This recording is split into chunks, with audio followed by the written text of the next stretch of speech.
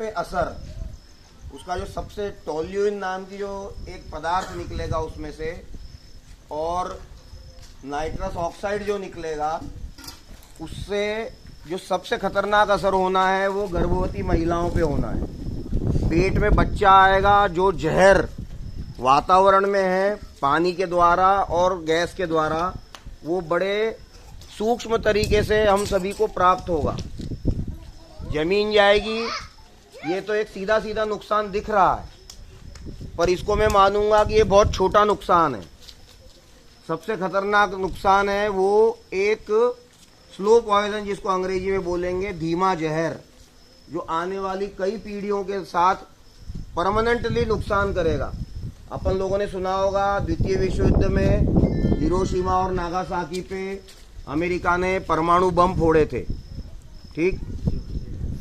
अब वो परमाणु बम फूट के 1940 से लेके अभी तक कितने साल हो गए, 60 और 24, 84 साल के बाद भी वहाँ के बच्चे टेढ़े मेढ़े, कुछ बहरे, कुछ अंधे, लूले लंगड़े आज भी पैदा होते हैं। वो उस परमाणु बम का विस्फोट का परिणाम है। तो ऐसा ही कोई भी धीमा जहर जो है वो दिखता नहीं है, लेकिन होते होते होते वो ऐसे परिणाम डालता है जिसकी कल्पना अपन लोग नहीं कर सकते।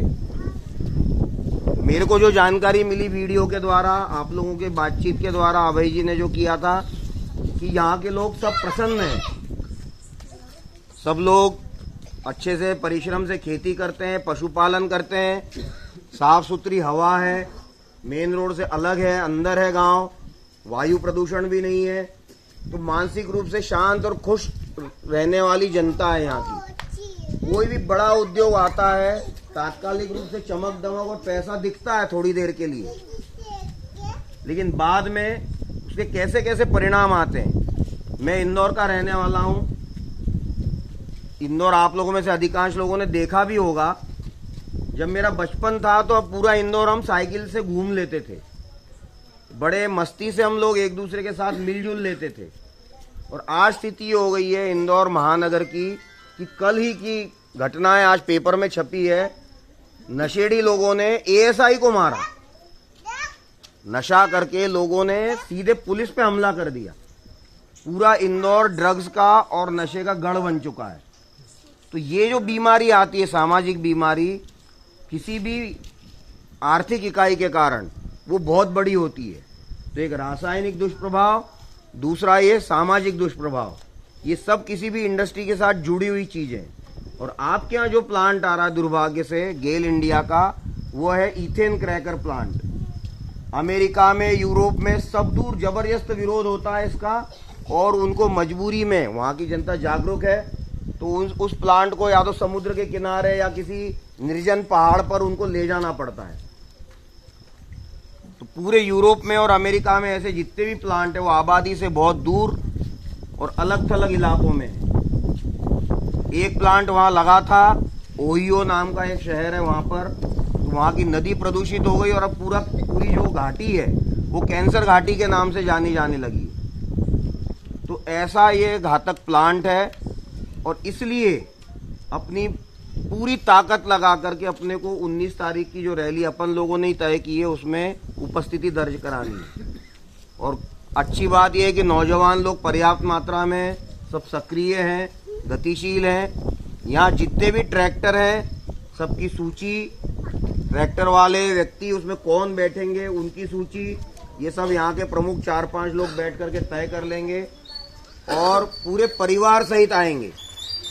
इसमें ये नहीं है कि केवल पुरुष आ जाएं, महिला पुरुष बच्चे सबको 3 घंटे का टाइम निकालना है। उस दिन आष्टा में रैली निकलेगी, उसका जो दबाव बनेगा यहाँ से भोपाल जाएगा और भोपाल से दिल्ली जाएगा, और वही दबाव इस प्लांट को वापस करने के लिए काम आएगा। ये बात ध्यान रखिए। और लोकतंत्र में जन दबाव से बड़ी कोई चीज नहीं होती, इसका भरोसा रखिए। जन दबाव से इतने परम शक्तिशाली माने जाने वाले अपने देश के प्रधान को भी किसान बिल वापस लेने पड़े, वो अपन सब ने देखा है। 1.25 साल उन्होंने बड़े परिश्रम पूर्वक आंदोलन चलाया। चंदू जी, मैं, अभय जी, हम 4-5 लोग वहां पे एक एक दिन एक एक बॉर्डर पे रह के आए, हम तो केवल अनुभव लेने के लिए गए थे।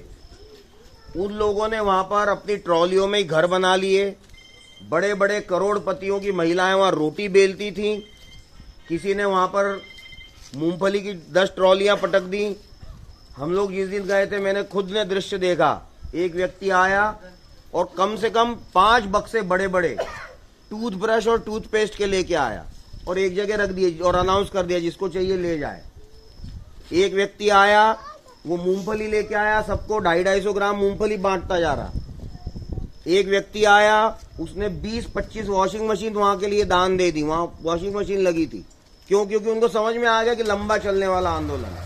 हम दिसंबर में गए थे, कड़ाके की ठंड पड़ती है दिल्ली में, तो गर्म पानी के जो बम्बे रहते हैं वो किसी एक फैक्ट्री वाले ने वहां 25-50 लाइन से डाल दिए।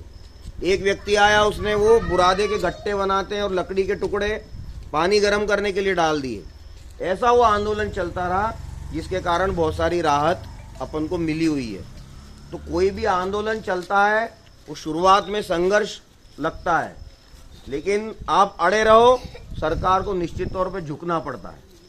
और ये भरोसा रखिए कि आप लोग अड़े रहेंगे। जैसा कि भैया ने बताया, आज देवराज जी ने, कि एसडीएम मैडम आई थी, हमने बोल दिया कि हमें माल बेचना ही नहीं है, तो आप कीमत किस चीज़ की लगा रहे हो?